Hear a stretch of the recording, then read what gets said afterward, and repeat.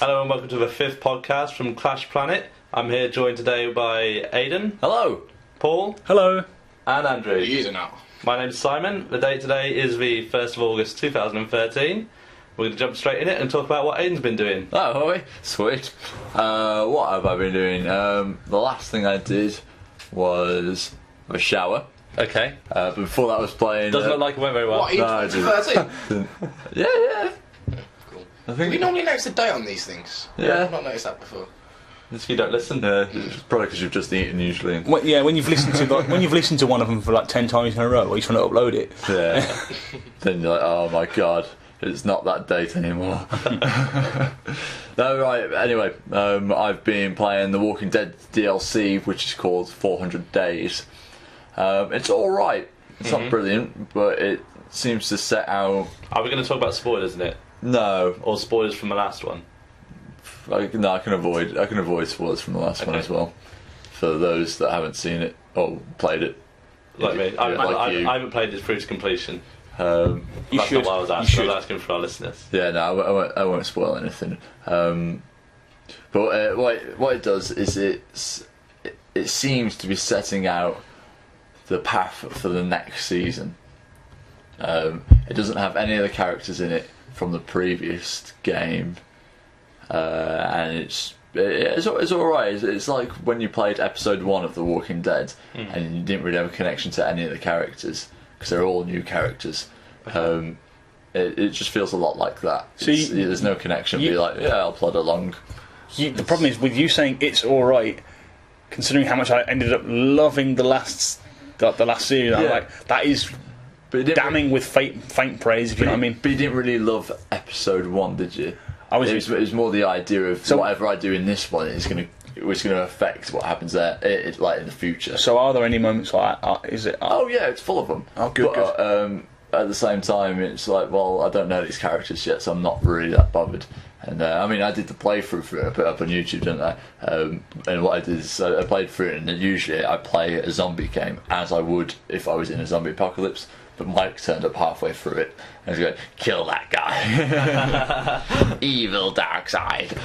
So, yeah, that might affect my game in the future. So, when we first played The Walking Dead, I remember when I first played it, we were really excited because it was a new sort of genre, really, wasn't it? Yeah. It was just completely new gameplay. So I suppose that sort of has worn off a little bit. I disagree with you totally. That's very old gameplay. Either way, but for like the console. Either way, it's I suppose. Either way, it's exactly the same as the last one.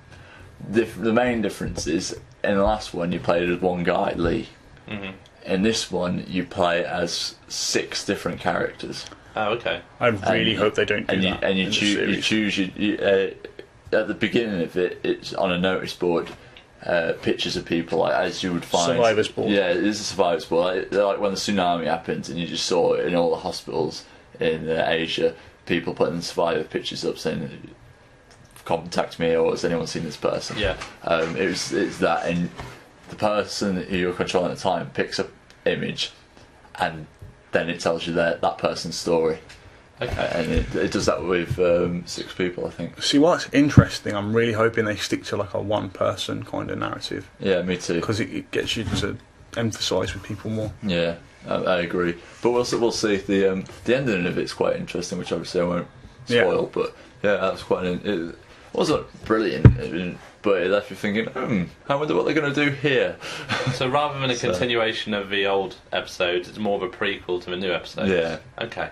But for those that have completed it, and this isn't a spoiler for those that haven't, there's a person that is at the end of number 1 who apparently will make an appearance in season 2. I'm not sure if that person's the main character, if you play as that person, or if you're helping them, if you see them every episode, but apparently you will see that person in the next season. Okay.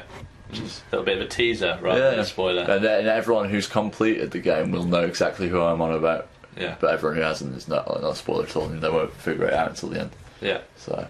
Okay, cool. And I've also watched The Lone Ranger, which has obviously been out in America for quite a while. Will be out in this country, in the UK, I think on the 8th. So in about a week.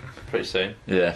So for those of people listening to this podcast on Monday, which will be the 4th. Something like that. It'll be out. Fifth? It'll probably be Yeah, out. It'll probably be out this Friday. In a few listen to days, it. yeah. If you listen to it as this comes out, then yeah. If not, the 8th ish, I think. Yeah. What a pile of poo. If imagine you've got a white guy playing a Native American who's playing Captain Jack Sparrow. Okay. That's what it is, but bad. And when you say a white guy playing a Native American, it's like, oh, that could be quite humorous. But if you think about it, if you had a white guy playing a black guy, that would be extremely racist. And there's no difference in this at all. It was quite funny. It's a racist film. It was Tropic Thunder. It was quite funny in Tropic Thunder. But it was meant to be funny, though. But that was meant to be funny, yeah. As humorous as this was meant to be, they're not taking the piss out of the race. They've just decided, you know what, we're going to do this. And apparently, I heard a story. I'm not sure how true this is, but Johnny Depp has been adopted by a Native American tribe. Yeah, I heard that as well. It's on the news somewhere. That has got to be a load of bullshit. They've blatantly just gone into one of their because they Reservations. They have reservations where they can find Gambling is them legal. all. Where they can find them all, and pretty much their quality of life is so low that they all become alcoholics. Well, not all, but a lot of them become alcoholics and drug addicts. And he's basically just gone in there and chucked £1,000 at someone and go, adopt me. Yeah, so I think it's quite offensive. It has to be said. But the film itself is still really bad. Even when you look past that, nothing happens. Yeah, so I was about to ask. It goes on for 2.5 hours. It's like no one really liked what was the Pirates of the Caribbean. No one liked number 3 really, because no one had a clue what was happening. It went on for 3 hours. And 3 was bad. 4 was beyond awful. there was a 4th. Yeah, on Stranger Tides. Well, there we go. But yeah, it was just awful. The story was very loose, and what they kept trying to do. I mean, it's a very old storyline. It was from the 30s and 40s. Exactly. No one alive today remembers it really. I watched reruns as a kid with my nan. There you go. And those that do remember it aren't probably going to watch this film, and you can tell what they're trying to do. Occasionally, they'll do something. And then all of a sudden, like at one point, there's is it Tonto? Yeah, Tonto. Tonto, the white and Native American Captain Jack Sparrow, is in jail, and all of a sudden he's not in jail and he's rescuing someone. And what he's doing at the time is it's set out that he's telling a kid a story when he's really old. And he goes, "Wait, how did you get out of jail?" And he's like, "I've already told you that." And I think he's trying to take the mick that the program itself showed just had so many plot holes in it that they purposely put these plot holes in there, but it doesn't make sense to anybody because no one remembers what this crap is. Right, okay. The thing that got me from the trailers that I saw was it was called the Lone Ranger, but I can't remember what 2 lines you had in the trailer. Like, you know, it was all Tonto, got guy with bird in his head. Yeah. See, that was it's called the Lone Ranger, right? And you cast someone who could be a very good actor for all I know, but they've got nothing to work with from what I've seen. Yeah. So like totally outshadowed because Jack Sparrow. Jack Sparrow is below Ranger. Yeah, but in the film they do share the limelight equally. Okay. That has to be said. But at the same time, he's an alright actor, but his part's pretty rubbish. Yeah, that's what I was worried about because it's like his first serious role, big role. And I thought you're done because you've got nothing in from what I've seen in the trailer. As much as what's his horse is called something like Silver. Silver. As well. Hi ho, Silver. Yeah, and he says that right at the end. And Tonto turns to him / Jack Sparrow and says, "Never do that again." Well, that's it. And that's the thing he ended every show with. Yeah, well, that was it. And that was something that obviously no one else ever knows either. But they're doing it for all the hardcore fans out there, and there's just aren't enough. It's not. It strikes me as the same kind of like filmmaking that got us to what was the name of the film? John Carter of Mars. No idea what it is. Yeah. That came out. Yeah, I've read that book, but like very few people will have read that book. Now that basically kicked off science fiction. Right. Yeah. But Disney made a movie of it. Was it last year or the year before? Yeah. And it just bombed. They were so sure, like, look, this is the birth of sci-fi, that they never took the time in the film to explain what the hell was going on. There are 2 good things about this film. One of them is that there is a small amount of history in there for Americans about how the East and the West were connected by the train track, and it's a very loose piece that they put in that most people will overlook anyway. Right. And another thing is one quote from John Locke, who is a political thinker from like the 1700s, and if those are the two only things that are good about this film, don't fucking watch it. But to be fair, this isn't a film that's going out that's like trying to be historical No, exactly. or trying to be accurate in any way. It's trying to be a dumb, like rip off of like Lone a Ranger, dumb yeah. popcorn movie, which is fine. But be good at it. Have some good set That's what I pieces. said, that's my point. If the two best things about this film is stuff that they haven't tried to be, then it's a fuck up. Yeah. And apparently, but it's the thing is, it's Johnny Depp pisses me off now. He's a good actor and he plays the same guy all the time. It's become another Jim Carrey. Where Jim Carrey plays the Mask. Now Johnny Depp plays Captain Jack Sparrow in every film. The thing that has amazed me is he signed up to be the Mad Hatter in the Alice in Wonderland sequel. Yeah. Now, granted, Alice in Wonderland made a lot of money. That was a pretty good film. Oh, you are the first and only person I've ever said that. Because everyone likes the original. Liked it. Everyone likes the original, but this is I wouldn't say it's brilliant, but it hated was that watchable. movie. I didn't hate it. I thought it was okay. I hated that film Why? because it was like you had the book in it, and then they chucked a load because it was like Tim Burton 101. So you're saying it because it wasn't purist Alice in Wonderland? No, because there is no purist Alice in Wonderland. Any film that's been made has cut a load of it out anyway. Right.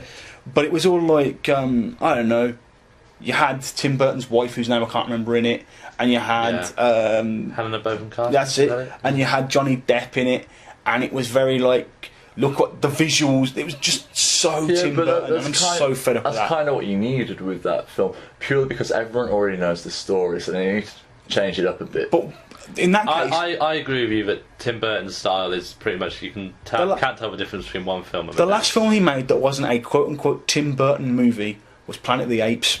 And that was shocking. And that bombed. That was shocking. Well, to be fair, he sticks with what he knows, doesn't he? So, but I'm bored of it. At least you know what you're getting. But yeah, I thought it was a good role on that. But yeah, the Lone Ranger, don't bother. Not only is it rubbish, it's also racist. That's a good quote to end it on. Yeah. And for more, you can visit our website, Clashbang. Yeah, I should have a review up within the week, hopefully. Yeah, so Ayden will be writing a review soon. You'll see it on our Facebook page, I guess. Yeah, I'll try and get it up before Friday, so you can read that if you want. But yeah, just take my word for it. Don't bother. Okay. Cool. Unless you like Carrots of the Pirates of the Caribbean. That's right. Carrots of a Parrot Being. That, if you like that, number 3 and 4 and 2, then yeah, you'll probably like this. Well, it's a little bit worse. I think that's the thing that really upset me about the I know we've gone totally off topic. I'm sorry. Okay. The thing that really upset me about the Pirates of the Caribbean movies is the first one is still really good. Yeah, man. It's a really good film, and the reason it was really good, and that apparently the people who wrote it never got, was there was one creepy thing. There's one weird thing about that film. The pirates were ghosts and couldn't be killed. Apart from that, it was just a land of piracy. Yeah. And then all of a sudden, it's like there's a kraken and all this other crazy rubbish. It's like, well, in that case, why are these like undead pirates? Especially in any way that were in the first one. Yeah. Why were people like, oh my god, you're undead? Well, the world just went mental after the first one. Yeah. They kind of agree. They made something special into something mediocre. And they completely ruined the theme park ride. But yeah, that's pretty much me for the last fortnight. Those are the two main things I've done. Okay, cool. Well, the order we're going in is me next, so I'm going to talk about me, and then I'm going to end the podcast because I'm the host and that's what I can do. That's fair. Unlimited power. But because I haven't been on the podcast for the last 2 times, so the last month, I've probably done quite a lot in the last month.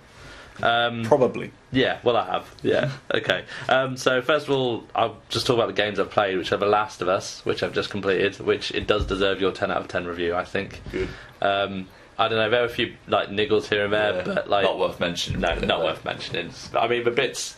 I almost knocked it down to like a 9.8 for the niggles, but I was like, nah, screw it. Yeah, yeah. You see, the thing I liked about it the most is, I'm not going to talk about anything else, but the thing I liked about it the most was that in usual like stealth games, you don't feel compelled to really go into stealth. Like if you shoot someone like by accident and then suddenly everyone runs out to be, it's okay. You can just go all guns blazing and kill everyone anyway. But in this game, you felt like you needed to restart that checkpoint because you didn't want to waste your ammo. Yeah, I was going to say, even if you killed them all, you'd be like, I kind of messed it up. yeah. I could have done with those bullets for later on. Yeah, so that's all I wanted to say about it. But it was an awesome game, and the storyline was pretty good. Oh, but it did go on for quite a long time. But I could have done with it being. I'd have played that for another 3 hours at least. I think it was the right amount of time for me personally. Oh, I'm not saying. I would think it was the right amount of time for me personally because it ended about 2 hours before I wanted. It was still about 14 hours, but it ended about 2 hours before I wanted it to because I was like, I could carry on. But I like that they want me to. We want you to keep playing this. Straight away, I want to play this again. So, but for me, everyone's got different opinions about that. Alright, and then also I've played Bioshock Infinite, which I completed. So you've had a good month. Oh yeah, I've had a really good month. Yeah. Been too busy playing games to cover my podcast. Bioshock was awesome. I think there was like bits and bobs of it which could have been done better. Like there's more niggles in that than were in The Last of Us, but it was still a great game. And I as soon as I finished it, I was like, I need to play that again. Yeah. And I was at a point where I was like. I sat down for like 10 minutes. I was like, I think it was like 3 in the morning. I'd finished it, and I was like, should I start it again right now? Or should I go to bed? I think I did that. And I was like, oh. And then I think in the end I decided to go to bed. But I think, it's one of the very few games which I finish it and I think I need to play that straight away. See, I didn't feel the need to play that straight away again. Although I will play again this year. But the one thing that put me off it. Although I did really enjoy it, it's one of the best games I've ever played. The one thing that put me off it is the same thing that the writer of it said, is that it's a shame it had to be a first-person shooter to sell. Because if it wasn't a first-person shooter, you could have done probably a lot more of it and it would have fit the story a lot better. But that's true, yeah. I think that the one thing, and it probably happens with quite a lot of Bioshock games actually, the story is steady. Yeah. And then like at the end it just like all reveals itself. It could have been better if it was spaced out a little bit more. Yeah. Oh no, I love the big reveal. The big reveal to me is very Hollywood kind of. Oh, I agree with the big reveal, but I would have liked some smaller reveals during it all the reveals that you had, you already knew were happening from the trailers. But I think the reason you had that, should I play it through again, is there are really small clues. Yeah, little hints. That's exactly why I wanted to play it through again. You only get that if you've got that big knowledge bomb at the end that makes you go, whoa. Yeah. I mean, you look back at it and think, of course. Yeah. Of course. Of course, there was no way I could have got it, but I might have been able to if I was crazy. Yeah. Yeah, exactly. So yeah, that's something else I played. That's all I've really been playing. I've got one more thing, but I'll come on to that in a second because that links into what Paul and I have been doing today. But I've also been to see World's End. Which, have you guys seen World's End yet? Yes. I haven't managed to see it yet. What did you think of it? Did I go with you? Did you go with me? I believe you did. Yeah, you did. Did I go with you? Did I go with you? Yeah, you did actually, yeah. Yes, I saw it. I liked it a lot, but I always like Simon Pegg and Nick Frost films. Yeah. They're very good. I personally think it's pretty much on par with the other two. Although at one point when it all switched around, I wouldn't say that too much. I was like, "Oh, what the Christ have they done here?" but yeah, it worked out. Yeah, it brought it back quite nicely. So, and I liked the ending as well when there's all the political stuff. That's about as much as I'll say about the ending. Yeah. It was really good, and it was the reason I think, I don't know. For me, it doesn't seem to live up to the other two, but I don't know if that's because I've watched the other two over and over again, and they've become sort of like, I don't know what the word for it. Yeah, because I love those films because they're rewatchability for you. Yeah, you can rewatch them over and over again, and there's always funny bits in them. Yeah. I found this one really funny, but I don't think it was quite as good as the other two. But I don't know if that's. But the thing is that the same thing happened to me with Hot Fuzz when I saw it in the cinema. I was like, that was good. Wasn't as good as Shaun of the Dead. Years later, I'm like, they're pretty damn good exactly. films. And I think the reason why I think this film is going to be better with time is because I remember thinking about that about Hot Fuzz. I remember thinking exactly the same thing, and now that's my favourite of the two. See, every time I think about these three films, it's not. It's not made by the same writer or director. The Cornetto trilogy is what we call it. There's Shaun of the Dead, there's Hot Fuzz, and then there's World's End. Which is just because of the writers. Yeah. It's the writers. Edgar Wright is the writer and director. Okay. He did Spaced with them, Oh yeah. and then they made movies. I keep changing my mind what order I like these in, but at the moment it's Shaun of the Dead, then The World's End, and then Hot Fuzz. But they're so close together. That's why they just keep changing my mind. I have to go see this movie. I can't believe you haven't seen it yet. I really want to. Because I know that you loved Space, didn't you, as well? Yeah. So, I ain't seen it. I'll go see it. yeah. It's good, man. Definitely Well worth worth watching. watching, yeah. Definitely worth watching. And And I did a review for it, obviously, on ClashPlanet.com, so check it out if you're listening.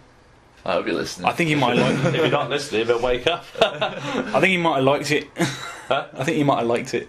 Yeah, I did. The only bad thing about it, which you mentioned in your review, I thought was it took a little while to kick in at the beginning, didn't it? But Yeah, I think that's why for me it's the lowest of the three. Because at the start I was like, oh, where's this going? It's a bit boring. For me, the ending was really good, so I was like, actually, no, I do quite like this. Yeah.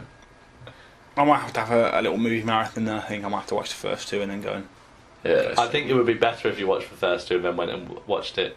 Because you get into their sort of style of humour as well. Yeah, I'll probably do that then. Yeah. But yeah, that was really good. Yeah, depending on what mood I'm in, I'd potentially come and watch these with you and go back and watch it again. Potentially. Sweet. Depending on what mood I'm in. Yeah, I wouldn't be averse to seeing it again, so yeah, I would go and watch it again.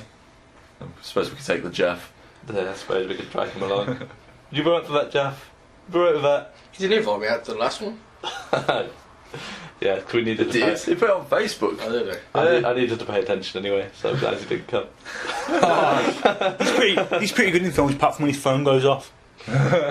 Wop wop wow. The most dramatic part of The Dark Knight Rises and wah, wah, wah. And I was like, I would be really mad, but that's hilarious. Do you remember when we went to see The Dark Knight Rises marathon? Yes. And Andrew thought the new one was going to be on right afterwards. And how disappointed it was. It was Batman Begins and Dark Knight. Yeah. Oh yeah, that was And it. Dark Knight Rises was that. Oh. The Dark Knight Rises came out the next day, Yeah. and Andrew thought it was going to be part of his whole ticket. And he was so disappointed at the end. I'd have been really disappointed if I thought that though. Yeah, But I kind of like this double feature thing that a lot of cinemas have got going on, because they did the same thing with Avengers and Iron Man 3. yeah. It's like, it's kind of more of an event. Yeah, that's pretty cool. Yeah, I like that as well. Here's hoping that Star Wars gets the same treatment. I have to sit for like 28 hours in the cinema, then I get to watch the new one, then I go home and die from They'll like, probably do an original, a prequel trilogy, original trilogy, and then the new one comes out like the next day. Yeah, So you're gonna have to like. I'll die. I suppose I'd come with you for that as well. But you hate Star Wars, Well, I like episode 1. so you're going to sit through the first one that everyone hates, going, yeah, it's pretty good. Yeah, Jar Jar. Yes, cheer every time Jar Jar's on the screen. Jar Jar Binks is the best character in Star Wars by far. Leave me alone. He's not the best character, He but probably is, to be fair. it's just not the worst. I don't think of anyone better. Anyway, let's leave the Star Wars torture alone. Yeah, let's leave the me baiting alone. And I'll go on to what else I've been doing, which is watching Breaking Bad, which I'm not going to talk about really because Ayden's only just started watching it. Yeah, episode 1, But yeah, season 1. if you like, if you like Good TV. yeah, good TV, then watch it. It's awesome. I like good TV. Yeah, it's one of my favourite TV programs I've watched. And I don't watch TV very often, so Yeah. yeah. I In really enjoyed it. a side note, if you have Netflix, the final half of the last series is about to be shown in the States. It will be available on Netflix the day after it's aired. Is that the American Netflix? I believe it's the British one, because As well? it doesn't have a British distributor on television. Oh, okay. What does that mean? Very interesting. It means it's not on channel 1, 2, 3, 4, 5 or Sky or any of that. Okay, so yeah, Cool. get onto it. That's where I'm watching it at the moment, Netflix. You have Netflix now? No, month free trial. Oh, nice. It's nuts. Yeah, it's well worth watching. I'd definitely recommend it. I think the only program which there's only a few programs which are better than it. Which I would say Dexter's better. But I love Dexter. I've never got into Dexter, but And, I'll probably give that a go once this is over. Yeah, and just a few others. But Breaking Bad's definitely up there with the top ones. How would you rate it against, say, Game of Thrones and Battlestar Galactica? I prefer it over Game of Thrones. Game of Thrones is like a bit slow for me, I think. Oh, I think Breaking Bad, as good as it is, I think it has a pace to it. It's not something that like is a thunderous pace. It takes its time to develop things. I think with Game of Thrones is just, I don't know. Game of Thrones is good, but it's not as good as Breaking Bad. I'd say I'd put it above Game of Thrones. Interesting. Battlestar. So that's what is it? IMD or whatever it is. Internet Movie Database. Yeah, they put it well above Game of Thrones as well. I would say the way it rates against. I really like Battlestar, so I don't know how it would rate against Battlestar. Yeah, I know that some people don't. So I would rate that above Game of Thrones personally. But I know you would rate it below Game of Thrones. But I don't know if I would rate it. I think I would rate Breaking Bad above Battlestar as well. Fair enough. Interesting. As I know how highly you rate those, I thought I'd ask that question. Yeah. But Battlestar had more twists in it, I think, which was better. Plot holes. Huge gaping plot holes. Okay, considering how I went off on one of the After Earth review, I'm quite lenient with the plot holes in Battlestar Galactica. Okay, and that's about it for me, except for today I've been playing Don't Starve with Paul, and we've recorded a video about it, which I'm going to let Paul talk about now. Yeah, don't talk about something else. Okay, before I get onto the topic, I've been quite well turned towards. I'll follow your advice to questions. Yeah. Oh god. Sorry, host, but I can't have him bait me like What's that. the point of being a host if you can't lead the conversation? It's just too easy. All right, go on, talk about what you want. About what I want. Jar Jar Binks sucks, but anyway. I thought we were going to talk about toilet paper and all the different types of toilet paper you can get. No, that wouldn't be good. Then talk about what slime wants. We can have a side podcast for that. Good. Where does toilet paper come from? So no. Japan. It's a moment of inspiration, a moment of Jaff style inspiration. I want to talk a little bit about Dust. I can't remember the number on the end of it, so I haven't put it down. But I think it's Dust 514. Yeah, that sounds familiar. Which is a free-to-play PlayStation 3 exclusive, based in the same universe as Eve, the Eve universe, which if you listen to one of our earlier podcasts. No, because I think it's not on any podcast. It's not on any of our podcasts. It's basically a. If you listen to any of our earlier podcasts, it's not on there. Yeah, sorry. It's basically Eve is basically a massively multiplayer online strategy game where you play a member of a corporation battling against other members of corporations by having spaceships and sending them mining and working with stock markets, and it's like I used to play a game called Imperial Conflict. Yeah, similar sort of it's thing, right? basically it's incredibly deep. It involves. Let's put it this way: it is so massive and so complicated that there is in-game industrial espionage.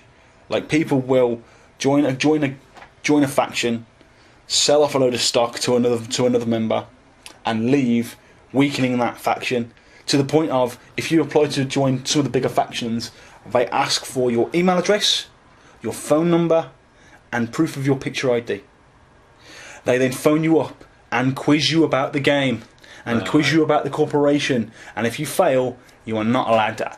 But that's in real life. They literally phone your house to have like a phone interview. To have like an for interview. A fake corporation. Yeah. And Dust is basically that company's attempt to open that universe up to a much wider player base. Mm-hmm. It is a first-person shooter. You said free to play, right? It's free to play on the PlayStation 3. It's only available on PlayStation 3. Okay. And it's basically you play as like military sections that influence the larger game world of Eve. So it does have an effect on if you in battles, you can say that planet's resources then possibly go to the corporation that you won, you're part of. The problem is, it's just really dull. How do you mean dull? It's just incredibly dull. It's it doesn't look great. Right. Now for a free to play game, that's fine. You can live with it. You could live with it, but it just doesn't do anything that separates it from anything else. It feels slow. The shooting doesn't feel particularly great. It's tremendous. The problem I have with it is it's such a tremendous idea, such a great way. Because I've always been fascinated by EVE. I will sit and read like stories of 20,000 players going to war over one planet, and I'll sit and watch videos and not have a clue what's going on. While people are going, no, move to the left, bring the cruiser in. I don't know what's going on, but this looks amazing. I want into this universe, but I can't be able to learn stocks and shares and. Because that's what they have to do. It's a spread. People basically call it a spreadsheet game. In order for you to know what's going on, you have to meticulously manage your affairs. Nice. So bring a first-person shooter in. I can't do that in RL. Yeah. Bring a first-person shooter in and let them have some impact on it, and maybe that way you can attract new players once they know what's going on. But it's just in theory, it has everything. It's got control points from Battlefield. It's got vehicular combat. But it's just so bare bones. Like, I appreciate it's free to play, but it feels like a shooter from like early this gen. Right. So if you're not part of the EVE universe already, would it draw you into that universe? Not only would it not do that, but I don't feel that anyone in the EVE universe, anyone playing the MMO. No, none of them are going to go, I'm going to go and play the PS3 game. They're going to spend all their time on the MMO anyway. Yeah. So this has been this to me, I really hope they improve the game. They say there are going to be big updates coming to it. But it's failed on both counts because it hasn't brought anyone from I can't see it bringing anyone from the MMO down to PS3. Yeah. But it's just like, why would I play this when Battlefield's out there and it's on PlayStation Plus this month? Yeah. You know? Yeah, definitely. Why would I do it? I mean, free to play is cool. I'm really looking forward to PlanetSide 2 coming out for the PlayStation 4. Free to play. I think like you said, it sounds like the idea was there. Yeah, but the implementation was not great. PlanetSide, again, free to play, is pretty much the same idea with a much better execution. Right. So would you say that Dust gets a 10 out of 10? I'd say Dust gets a 4. It's competent. It's not broken. It's just bland. It's just really bland, and I was really disappointed. Okay. I'm going to give it another go, and I'll probably come back to this next podcast, and I might say, you know what, I was wrong, because as much as I was like, I'm going to play this, I'm going to try this out for the podcast, I played enough of it to know what my opinion was, but I didn't go back to it and try and push through the blandness. That's how bad it was. Yeah. Just sounds like you can't go back to the next podcast. That sort of. But You could try. I'm going to come back. Yeah, but you can't go back to the next podcast. That's impossible. Have you never seen Back to the Future? Yeah. It's full of podcasts. Too young. On tape. Yeah. As sounds like you would enjoy the game EVE Online. I I think really you got time. I'm sure it's part of anonymous. I want to play EVE Online really badly. Yeah. Do you have to pay a subscription, right? It's successful enough to still be supporting a subscription model. Nice. It's been like that. It's been like the only one other than WoW that's done that Yeah. since its beginning. There is a free month, so I may record myself Failing miserably. playing a video of that as a complete newbie, and See how easy it is to and get. see whether or not I can get in. Speaking of recording myself playing PC games, I'll link it in yourself now. Fine. Mega Blade. you and I have just completed the first episode of a new video series that I'm going to be doing, hopefully with all of you guys at certain points. Yeah. Called Backlog Buster, where I try and justify my spending on Steam and the fact that it's probably out of control. How much do you spend on Steam per month? Maybe 20 quid. Maybe Mine 20 is quid. What if there's a sale on? I spend much less in the sale. I spent £1. Is that because you've already bought it all? I went no, actually, because there was already no money in my account. But let's leave that out. The only thing I bought in the Steam sale was System Shock 2. That was like £1.75 or something. Oh well, okay. Have you played it yet? No, but that was when I realised that this. Therein lies the problem. Yeah, the thing is, I will buy a game and I'll play it for like 20 minutes. Hello, my name is Berkeley, son of Shakira, and I'm addicted to Steam. But my loss, as in monetarily, will hopefully be like the listeners and the watchers' gain, because I think we've just made a really good video about one of the games I bought a few months ago called Don't Starve. Yeah. It let me get into the game. It was I thought it was entertaining. I thought it was interesting. I personally thought I was very entertaining. You were your witty and interesting self. Don't laugh at me. Don't patronise me. I'll have to. I had fun recording it. So Yeah, I hope that everyone who watches it will have fun. The game is a survival game, so watching me attempt not to starve with Simon's help, unlimited success. I think the next video you should wear spandex as well. That'll be good for the viewers. But I'm not being viewed. No, you should do a video in spandex. Yeah, no, I agree. Okay, answers on a self-addressed envelope to clashplanet.com. What we need is a PO box. Yeah. PO Box 1, England 221. It really opened up that game to me, and I'm really hoping it'll do the same thing for other games that I've bought. Well, just sitting and watching you play it made me want to play it. So What was it? What was it about? It's a survival It's a survival game. So you wake up on this island, and this guy comes up and goes, "You look really hungry. Don't starve." And then he just like fades into a hole in the floor, and you're like, oh, "This is creative." Standard day. It's quite a Tim Burton like as much style. as I said, like I hate You'll him. love it. But actually, it It works really well for the works. game. So like you have to walk around, and the first thing I did was I was like, I need to chop down some trees so I can make a fire tonight, because I know what game we're on about now. as soon as it gets to the end of the day, the screen goes dark, and if you're not by a light source, you die. Yeah. You can't see, and you die. You get eaten by something in the dark. Some monsters come over and Yeah. have their way with you. So basically, the first thing I did was pick up some sticks. The second thing I found was some flints, and I made an axe. And then I chopped down trees. Can And you make a torch then if you had flints? Oh. yeah, you can make a torch. Yeah. But they don't last because they've got a much shorter life expectancy. You need to recharge batteries. Get a rag and wrap it around it. That's what I did in. Nan. Who is that guy? Maybe they can make an improved torch. We didn't get that far. The Star Wars guy. Indiana Jones, Harrison Yeah, Ford. Yeah. That Star Wars guy. And he shot first, by the way. Yay! Thanks for sticking up for me. No problem. Man. But yeah, I really liked, because as much as I say it in the video, when I stopped playing that game, I was like, this game's pretty good, I'll come back to this tomorrow. And I opened it up and I was like, look what's on sale today. Wicked, I'll buy that. Play that for 20 minutes, don't come back to it. And I've been doing that for months. So I have 144 games or Quite a somewhere backlog. around there. Oh my goodness. Now, a lot of these have been bought in bundles where it's like, I paid $1 and I've got 7 games. So like, it's not as bad as it And sounds. some of them are free as well. Some of them are free games. Right, okay. But there again, there's plenty of games that I'm kind of looking forward to playing. Yeah. And I'm hoping that you guys will enjoy looking at them. And you can I don't think I will.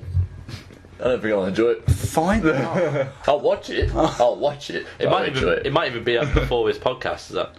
What's It- that? Possibly. I actually got an email a minute ago saying it's up, so. Okay, oh, right, okay. Brilliant. Okay. Well, it's uploaded as private, so... It's uploaded to okay. private, so I've got to make a couple of edits before. So you'll wait until we're ready and you'll like But it. yeah, Because Bez said so. if you guys have any kind of suggestions, I'll probably put up my Steam list. Or, as much as I hate to say this, if there's a game for like ridiculously cheap on Steam, you might be able to feed my addiction, depending on whether or Should we not. say under £2? £2 a bit limited. I'd say 5. Well, there we go. He's bloody. He's not addicted, honest. I'm not. So he's not actually using it to get rid of his Steam No, library. He's no, using but- this feature to improve No, but it. the thing is, if It's like saying to a crack, like to a room full of crack addicts. I am addicted to crack. I'm not addicted to crack. I just dabble. But if you know any really good crack that I should try, send it my way. okay, fine. Nobody.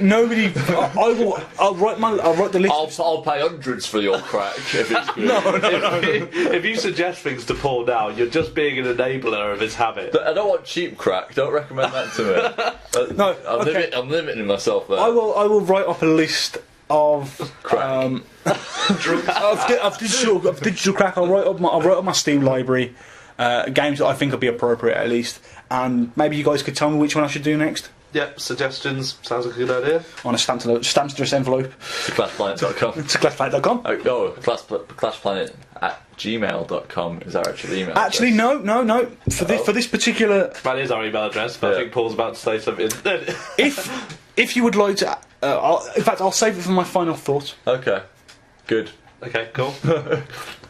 You're also going to talk about TEW 2013. Oh yes, I was going to talk about TEW 2013. Yeah, he was. It's a very strange game. It's a very niche market. So whether or not this will interest people is beyond me. But I found the idea really interesting. Like you get thousands of simulation games like Championship Manager, Football Manager. This is the same kind of idea, but to do with professional wrestling. Okay.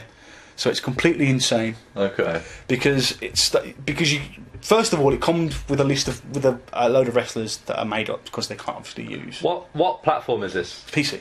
PC. And It's made, but it's published by a group called Grey Dog Software. is it a cheap game or is it brand new? It's quite expensive, but they release one like every 3 years. So Okay. if you're a fan, Worth investing in. you could To be probably. fair though, it's like you say there's loads of like management games out there, but with like football management stuff, that's something like people like strive to do. Whereas you don't see many people going, I want to be the manager of a wrestling corporation. You do if you're a wrestling fan. That's true. I suppose. But think about it. You got like Restaurant Tycoon and Zoo Tycoon and flipping. But the whole point, Farmville. the whole point of it is You want to be a farmer. the whole point of it is to run your own wrestling company. So it'll be like, okay, I've got so much money, I can afford to have an arena this size, so I can get maybe 2,000 people in here. I can only afford to pay these wrestlers to turn up, and I can only afford them to turn up tonight. And then the next time I want them, I have to pay them. Basically a pay per appearance contract. Okay. So you pay them every time you use them. Cool. The aim of the game is to go from a tiny independent company to overrunning, say, the World Wrestling Federation or whatever you want to call it. So you basically grow your company from nothing to being huge, and it gets like ridiculous. Like by the time you reach like middle, I mean, I've to be honest, I don't get very far before I'm like, oh my god, I need to start again because I've got this great idea for some stupid gimmick Okay. where I'm going to turn someone into a wrestling plumber. Oh, brilliant. Exactly. But that's what I do. That's what constitutes Paul. But that's what I do. I don't try and do like wrestling as it is today. I try and do it from like the 80s where everyone had a stupid like gimmick. But it gets really ridiculous. Like so and so turned up late for work. What do you want to do? I can either fine him or I can warn him, or so and so had a fight backstage. What do you want to do? You'll fire him because I hate him. And there's like there's mods on the website which will bring in like real rockers. The R Rockers, if you could, the tag team from the early 80s, and Nice. if you're gonna go that way, I'll go that way. But it gets ridiculous because it's like I'll load up a mod, say from early 1990s when I started watching wrestling. Like, you know what? I hate Hulk Hogan. He's going to lose every match from now on. Okay. And I was like, I don't want to lose. What you do? I don't want to lose. Well, you're losing. He gets really annoyed and he leaves. And my entire purpose is to just annoy Hulk Hogan for an entire game. I will leave the company I'm working for and follow him to the other company just to niggle him more, just to watch him go to smaller and smaller companies to get away from me. Nice. Or I think he buggered off to Japan for a bit for like an entire year just because I couldn't follow him. But like ridiculous, like people get on steroids or beat people up in the street, and you've got to be like, right, you've got to go, or I've got to put you into rehab. Just stupid stuff. Has anyone killed their entire family and then committed suicide yet? I haven't actually seen the Chris Benoit situation, Damn. but there is an editor. I could, if I was tasteless enough, We need to tell Mike about this then. edit that into the game We where need to tell Mike a random event where so-and-so's killed himself and murders the entire family. It sounds like a Championship Manager game, but with fights backstage. It's a lot like... But the thing is, with Championship Manager, you either win the game or you lose the game that you're playing. Or draw. Or you could... Okay, there are 3 outcomes. With this, you could set up like, okay, so-and-so's losing, and then the story... Because you have to come up with storylines, you have to write storylines. Okay. And then week to week, make sure you continue with them. How are they judged, though? I don't get it. Because you'll click start show, and it'll be like, the crowd didn't like these two together. Because every wrestler's got like entertainment value, technical value, brawling value, but like 13 or 14 of them, and there's obviously a Like the way they work together. Yeah. Some combinations work better than others. yeah. Okay. But- Would you recommend the game? I really enjoy the game for what it is, and obviously you've got to be a fan of the quote unquote sport to get into it. I think everybody's been a fan of wrestling at some But point. it is really fun to be like, I used to love that guy, and he never, they never did anything with him, even though he was great. So Yeah. I'm going to make sure he's world champion for 3 years, and to hell with what happens to the company. Oh, I've gone bankrupt because I'm an idiot. Okay, so you basically set yourself up to fail for a laugh. Yeah, why not? But if you wanted to take it from like I've got 50 people in the town hall to I'm running worldwide and I've made a television deal and I'm running on pay-per-view, then you can do that. Sounds interesting. It's far too deep for me to go into here without coming across as even more of a nerd than I already am. Okay. Right, well, I guess, are you done with Yeah. that then? Alright, we'll talk about what Bye. Andrew's been doing. Yeah, I went to cinema yesterday, and I went to the pub afterwards. You sound so excited, Andrew. Come up a bit closer. My life sucks. What did you see at the pub? We should drunk old fools. Oi. Don't call me old. Yeah, so my mate wanted to go see what was it? Wolverine, and Origins. no, just Wolverine. Okay. Some film that came out on Friday. And I was like, alright, why So not? it's the Wolverine, yeah? I don't know, Yeah. but yeah, Was it about? Wolverine. No shit. That got out of X-Men, but Oh, you mean Cyclops? so yeah, we got in as the first person to actually pick up on my NUS card being expired, man. which is quite weird. How long have you not been a member of the National Union of Students? Nearly 3 years. Yeah, so we went in there, sat down to watch it. It happened. For more scintillating reviews, please go to. You know what I was really upset is actually going to write a review. Yeah. I really hope it's written like this. Oh, Christ. I really don't want to be here. It happened. 2 out of 9. I'll be honest, like, We should put a warning at the start of Andrew's reviews. so from the off, it's not going to be an action film, and It's not going to be. What? I mean, it is an action film. I said it's going to be an action film. That's not what you said. You said it's not going to be an action. Okay. But anyway, so you've got the usual Logan sort of, what's that word? Guy. Sort of comedy with his sort of stubborn sortness. Sort ofness. What's the word I'm thinking of? Stubbornness. Nah, not Grouchiness. Nah, I had a good word. Stoicness. Hairy. So stoic could be. Schnickness. No, I wouldn't have said schnick. I know what it means. But yeah, so it is Watch sort of more got, rats. it's sort of got that comedy about him in the way he sort of approaches things. That sort of very confident alpha male. Sort of everyone laughs at because he's like.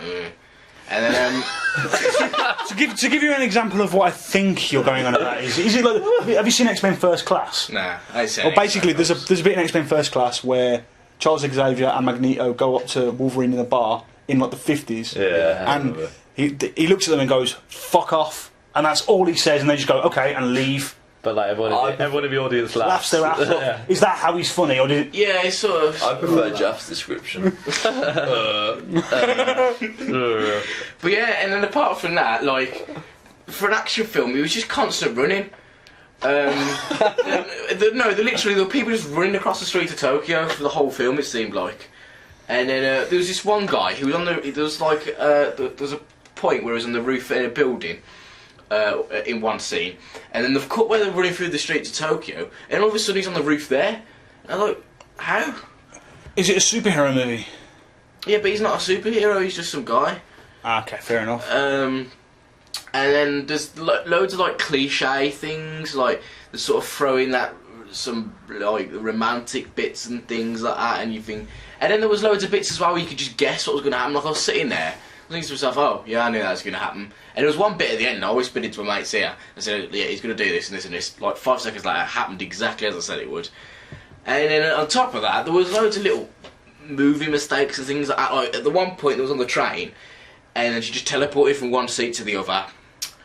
And I didn't think much of that. And then there was this thing where you got about holding a sword to get it to heat up, and then like it was one thing for the one guy, one thing for the other, and it basically implemented that into the story, but it weren't fair on him because Oh my god! Yeah, I mean, Up until that point, you were doing quite a good job at that. How would no, he wasn't. Yeah, it was. How would you say it compares to the previous Wolverine movie, Origins? I've not seen that. Did you like this film? To be fair, I don't even know what Wolverine's about. I've not really seen any X-Men or anything before, so... So you're probably not the best. You're the worst to go. person to review for this movie. I think he's the perfect person. I watched a few cartoons, like... But yeah, that's about it. I quite like Wolverine. I haven't seen this film, but I do like... I didn't know he healed himself. That was pretty cool. You didn't know Wolverine healed himself? Anything, No. You didn't know Wolverine healed himself? I just literally thought he poked spikes out his knuckles and was like, yo. Yo. Yo, I'm Wolverine. I'm the type of person who doesn't like superheroes, but I like X-Men. There's not really... What, the whole gay parable thing? I have no idea what you just said. Yeah, do you know who the character Logan reminds me of? He's sort of like, Iron Man, the character that Robert Downey Jr. plays. Yeah. Iron Man. Star. Iron Man, yeah. Sort of like that. What's the word you'd put on him? Like arrogance. Arrogant, yeah, it's yeah. that was what I was looking for earlier. That makes him sort of funny. Got sort of humorous arrogance about him. Yeah, but I think overall the film was shit. I'll probably get it like. So you wouldn't recommend it? 3. I'm gonna have to watch. I'm gonna have to watch me this too. because I really hated Origins, and everything I've heard is that this is a much better film. Whereas I liked Origins. Again, I think I'm one of the only people who did, but I just didn't see anything. See, I like a good horror. I've not seen. It's not a horror movie. I've not seen Origins, but I know it's stating the obvious, but is it an origin film for Wolverine? Yeah, pretty much. And you like origin stories, don't you? Yeah, I do. Because that shows the more. I know it's a bit weird to say, but the more human side of them, and it does a really good job of that. And it also tells you why he's searching for where he came from, because it explains it at the end of Origins. What more do you want from an Origin? I'd like it to have some relevance to the actual character that I've read about for the last 20 years. Yeah, but that's the thing. I don't read. But that's why you like. But I do, which is why I was like. But I don't like any superhero, and I don't like any superhero films apart from X-Men. I think For Bane. Actually, Bane is a good superhero. what I was wondering as well is that what is it like? What's it? Metal he's made of. adamantium. Adamantium. Why the fuck's there so much of that if it's such a rare fucking metal? Oh, so there's a lot of adamantium then. There is in all the films, so I've been told. So there's just adamantium everywhere. And, yeah, it's like really, really rare. Yeah, but like diamonds are rare and they're everywhere. Yeah, but it's adamantium, mate. Come on. It's not like it's vibranium, It's the is it? same as Superman, though, where the Superman's Kryptonite, but some bald bloke always gets hold of it. I forgot who his name is. Lex Luthor. I'm not sure if this is against like the Wolverine storyline, and I can't say it because it would be a spoiler. But this is. So if it's a spoiler, then skip ahead like 10 seconds. No, I won't say because Wolf wants to see it. Okay. But yeah, so this is a thing that happens, and like I wasn't sure whether that would have done anything because it didn't sort of make sense. Yeah, without telling us anything, then we can't really tell you. Yeah. And that plus I haven't seen. Like I said, the problem I have with Origins. I might be seeing it tomorrow. The problem I have with Origins is the original Wolverine origin story was so well crafted, and they ignored large parts of it. Like, Yeah. and it was like, And that's the issue with all superhero films, really. It's that you get the two types of people. You get the type of people who know the whole background and they grew up with it all, and they just don't want to see it ruined. And then you get the other people who are like me, who didn't grow up with it, don't care about the past, and they just want to see a good film. And to me, Origins catered to me quite well. yeah, but this is the thing. I've got no problem with like changing superhero things. Like, there's a lot of changes in the X-Men stuff. A lot of them, it isn't like that in the comic, and I'm fine with it. And Spider-Man, lots of it isn't like that in the comic, and I'm fine with that. But Wolverine just did it badly. Yeah. Like, to me, it was like that was a really good element that you could have included at like no pace of the pace of the film wouldn't have been stopped, or like why is this character suddenly evil when it makes no sense. I don't know. Like loads of but stuff like that, like stuff that was like we know this. It all made sense to me. Yeah, okay, I can understand that. But what I'm saying is, if you've got a well-loved character, Right.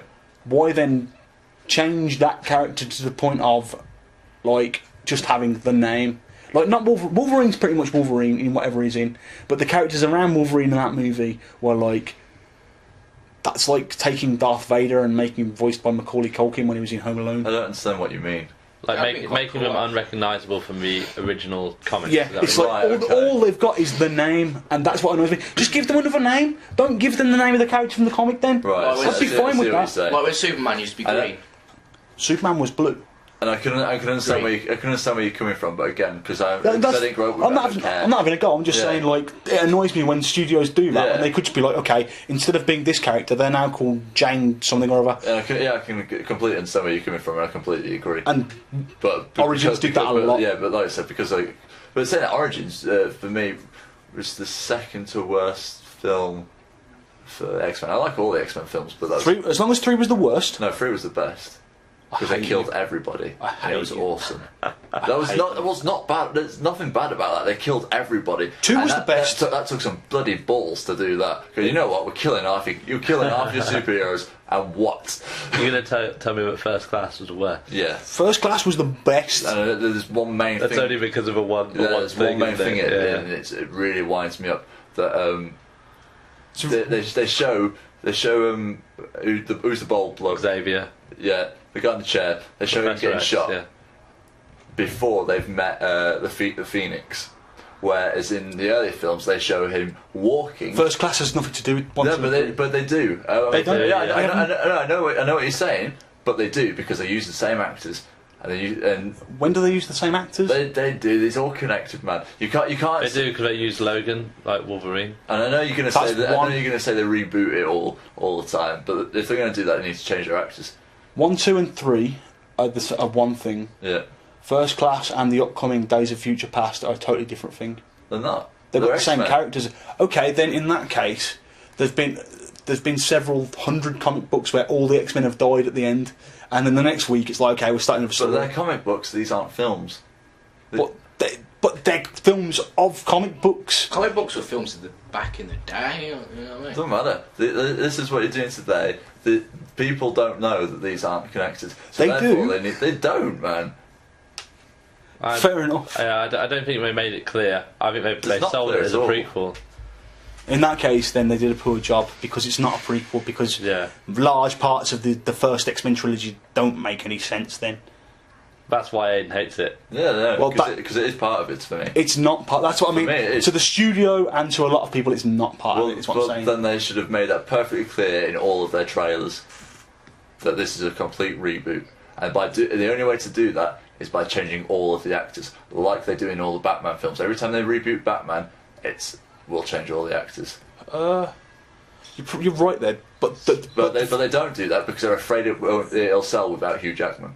But the thing is, Hugh Jackman signed pretty much like a 20-year contract to play Wolverine. Well, so Yeah, it's I'm done. not blaming Hugh Jackman. I'm blaming them. I'm actually Fair blaming not Hugh working. Jackman. And that's why it's a prequel. Whatever anyone says, it's a prequel because they use the same actors. Fair enough. I just And that's why it doesn't work because it don't fit together, and that's why I don't like it. But it's not supposed And to. it's not that I don't like it. I do like it. It's a very good film, but it has a huge plot hole for the other films. If they like it or not. I'm just saying it doesn't have anything to do with the other films because Yeah, and I'm saying it does. in that case, there's more than one huge plot hole. Can we agree to disagree? I mean, Okay. I'm just. I just we're want. going off on a bit of a rant about. Oh no, I'm not angry. It's Tangent. fine that you. No, Don't. yeah. I just tangent, yeah. don't really like the name Hugh as well. It's just quite harsh, isn't it? Okay, news. Oh, yes, that's all we had to talk about. So, I'm sorry. I didn't mean to. No, I didn't mean to yeah, go on a I mean, massive rant. it's a just, passionate thing. It's just interesting that it's like. It's X-Men, man. You go and have makeup sex later. Yeah, we will, but Go fight the Japs. Okay, it's the only superheroes I like so because they all die at the end. But they don't. They do. okay, so Yeah, never mind. moving on. Moving on. News. X-Men. News. Okay, so in the news, we've got loads of news actually because Paul's been keeping quite on top of it and sharing it with us. So, first of all, I wanted to say was the PS4 is going to be playable at Eurogamer. Yeah, which was pretty obvious, really, wasn't it? Yeah, we kind of saw it coming. But it's been announced. It's been announced today, and it's got a front page of the Eurogamer. So. Yeah, what's it like? A month before the PlayStation officially comes out. Well, we don't know yet. Yeah, between 1.5 and we're 2. guessing November, and it's the September. It's the end of September as the Eurogamer conference. Between 1.5 and 2. Probably. We kind of saw it coming out around that time. So. Okay, so that should be quite exciting for some people. I don't think we're going to be going this year, are we? But probably not. There's a potential that I might, but we're looking like 20% chance at the moment. Yeah. The thing, like I said to you when we discussed it, it was either we could go spend a substantial amount of money to house ourselves and go to the event, or we could actually buy the consoles, which was the main reason we were going to be going. And like we'll have the consoles forever, or not forever, but for the length of the generation. Forever. But yeah, I might go. It depends on work, and even. I really hope you do. If you do, it's got to be Thursday or Friday though. Yeah, which is fine because those are the days I work. But that's the only reason I might go is because work might pay for me. Thursday and Friday still have day tickets left and evening tickets left. Saturday and Sunday are sold out. Cool. It's £15 a ticket. Go to Eurogamer.com for more information. Okay, so sticking with the PlayStation 4, they're going to give, about the development on the PlayStation 4, they're going to give 5.5 gig of RAM to developers out of the 8 gigabyte that's available. Yeah, that's considering that the operating system, like the cross-media bar right now, takes up 512 megabytes. Yeah. And from 8 gig... so 8 gig down to 5.5, so that's like... That 5 times the amount. That operating system is huge. Yeah, it will be big. Now, there's probably features that we don't know about, or maybe they can scale that back, or maybe they've just said, this is what we're giving them for now. What are they operating on at the moment for current gen? 512 megabytes. What, for the entire thing? For the cross-media bar, which is... What for the entire thing? For the operating system. Yeah. Yeah. Oh, okay. 512 megabytes. Instead of 8 gig? No, for the whole thing, I think it was... I can't be sure, because it might be 2 gig, but I'm not positive. The cell processor makes it difficult to know how many cores and things you've got, because it's a custom-built processor. I can't quite remember. I think I'm probably wrong, but I think it's 2 gig. Yeah. So once you take that away, it's 1.5 gig. People are basically so still getting 4 gig extra. People are basically going crazy, like, how come they're giving so much to the operating system? And yet, that's a lot they're giving to the operating system. But these machines are still going to be damn there's powerful. still a hell of a lot there. Like, you know what I mean? I mean, the Xbox is... there is video of PCs running at their specs, and they're pretty much identical. You know what I mean? They're tasty machines. Granted, I don't know what on earth they're doing with however much RAM they're taking away from developers to do the operating system. Yeah. I don't know what they're doing with it, and it's none of my business. The fact of the matter, you're right. It kind of is as a good. Well, no, it is. No, but it is. Yeah. The thing is, if the games they'd shown us looked rubbish, I'd be like, well, they should really be like making the operating system as small as they can. Yeah. But it looks fine. Yeah. It looks fine. It looks fast. You can record the last 15 minutes. If you do the maths, you're probably on about doing the RAM they're giving it is still just under 4 times the amount what we currently have. We have good games now. We've seen that with Bioshock and Last of Us and whatever else we get. The good Call of Duties and the. And correct me if I'm wrong, but that could be adjusted with a firmware update. I haven't, to be honest. Maybe, but that could be because there is extra. The problem with the 512 is they didn't have any extra to mess about with. Yeah. It used all of the. It's going to be interesting to see what they're going to do with this dashboard then. Well, we saw the videos online. Yeah. That is, you saw it. It's pretty much Facebook for games. Pretty much. And it's pretty quick switching. So if it's as quick switching as it shows on the advert, that's where they never are. No, but if it's close to it, that's where the processing power is going. And the ability to capture the last 15 minutes of your gameplay with the share button, that's got to constantly be computing where are you, what are you doing, what you just... It's always recording the last 30 seconds. Which is the same thing with the Xbox. The Xbox has got to do that as well. So it's like, they're going to be tasting machines. I don't get why people are going crazy about, we should have more of that. Well, you'll be fine, trust me. Yeah, but it's still going to be mega. You'll be fine. Trust him. Could be worse. Could be getting a Wii U. So moving on to Could be me. moving on. Good link, Ayden. Moving on to the Wii U. We're going to talk about I did that on purpose. the Wii U sales. So Nintendo had a announcement last week or something about the sales Mario! of the Wii U, which is they've sold 160,000 units In the first quarter of in the this first year, quarter. which is somewhat embarrassing. Really bad, isn't it? But I mean, That being I don't think that's unexpected. that being said, they are still making a profit.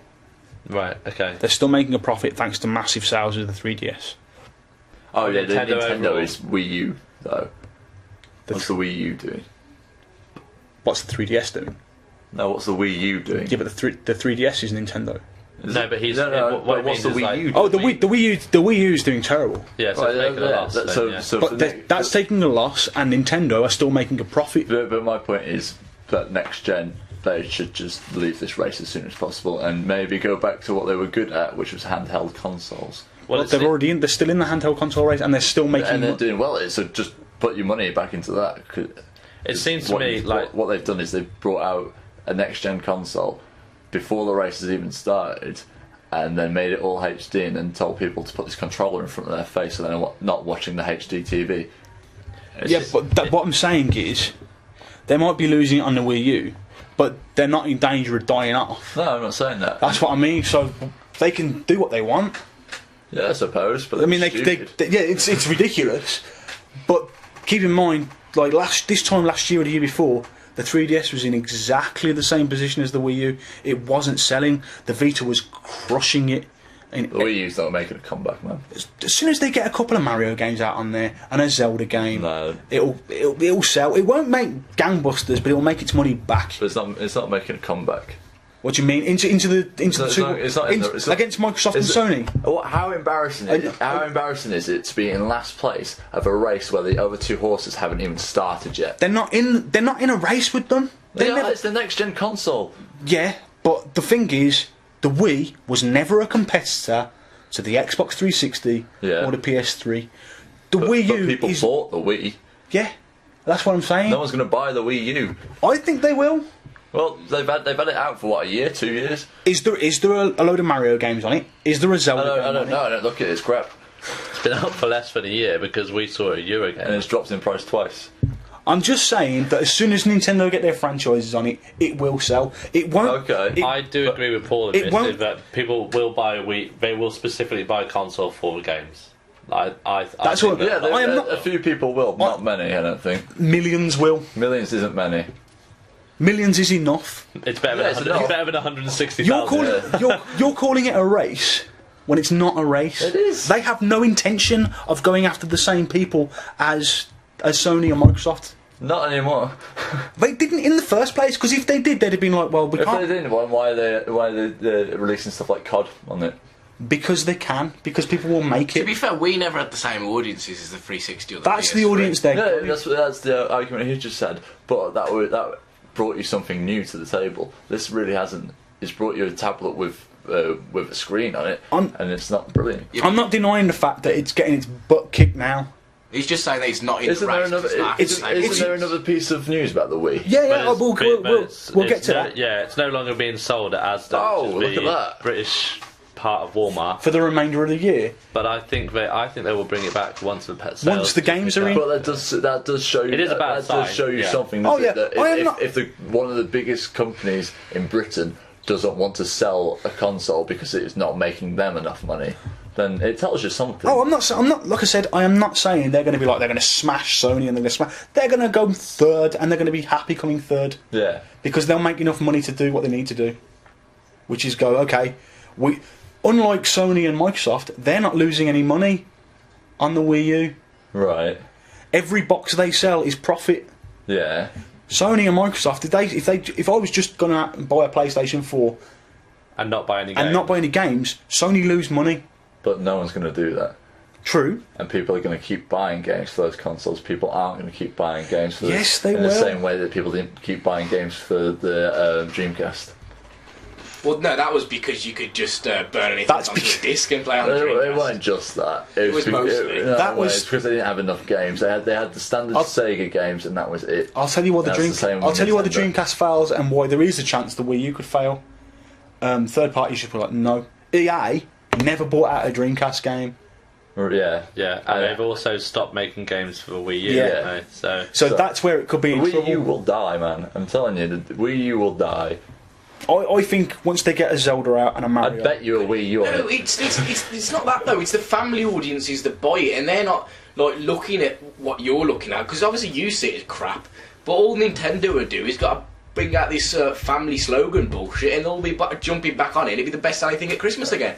nah, Microsoft is throwing out the same slogans. Look what happened! Look what happened with the Wii. How crap was that of a console? And yet it was kept selling out at Christmas because there was this slogan. It was going to be the next family's best friend. Yeah. And they sat in the corner gathering dust. Yeah, it did. And then no one did it again. It might happen again. People are that stupid. Look how long it took us to vote toys back in. So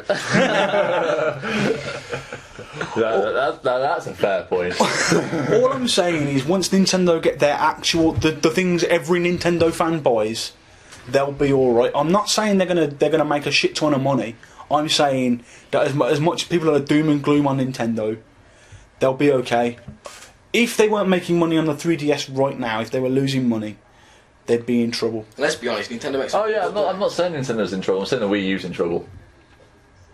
We'll see. I'm not making a bet with you because it doesn't seem worth it. and it never turns out well for you. No, it doesn't.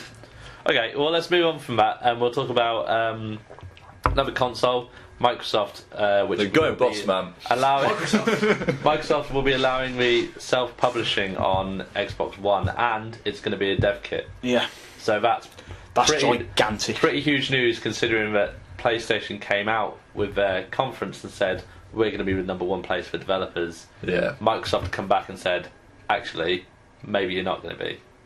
What do you think That of is that? huge. That's massive. Like I can't state how big that is because Eiffel Tower? bigger. Whoa. Everest. Yeah, in terms of the way this was going, because all I kept hearing was Microsoft don't care. Microsoft don't care about indie developers. Microsoft really don't care. Yeah. And, And they've come out and said this, and now even I'm thinking, like, which one do I buy now? Me too. To be honest. Which I mean, considering like how 100% we were behind the PlayStation 4 after Yeah. the conferences, and Even now a month ago. even a month ago, and now we're in a position where we're like, ooh, Yeah. I personally am still thinking PS4 on the basis that I don't buy indie games. if you okay. do, if you buy Xbox Live Arcade games, most Yeah, of those but I are don't. independently. That's the thing. True. See, I do. I love Yeah. indie games and I love arcade games, but I'm also thinking PS4 because I don't want to connect. I don't want to connect, but I'm thinking it because of the developers that PS4 get, and I prefer the bigger games. the problem of Capitalist. the problem that Microsoft are going to have is before they did this, they pretty much did not tell people. They told people nothing. Yeah. Indie developers were basically told you'll have to wait and see. Yeah, I think they've done. They've like, done tremendous damage to whatever kind of deals they had with people. What they've tried to do is paint Sony as the hare of the hare and tortoise race, and Microsoft to come out and slow and steady announcements. But what they haven't done is kept the people inside the industry informed. Yeah, Yeah. And then they've been sort of like, well, the It's scared of PS4 leaks, sounds probably. good, yeah. Jonathan. Yeah, understandably, but at the same time, like, you had all this stuff, and now people have lost But faith in it a it's little not bit. even like they. Like, question- I agree with yeah. your argument, but it feels at the same time that they kind of shoved their fans to the side. Yeah. It's like, no, you'll come back. That's what I mean. The question It's, is, have they left it too late? Well, here's definitely lost the here's a point little of fans. here's a little anecdote I'm going to say. Jonathan Blow, the man who made Braid, which was the first million-selling arcade game, I believe Okay, that might not be accurate, but he's very, very well respected in the awesome industry. game. He does not have an Xbox 360 development kit. He's had a PlayStation 4 one for at least 6 months, from what I understand. Right. Indie developers who have asked for Xbox One development kits have been told, when it comes out, buy one and you'll have the development kit.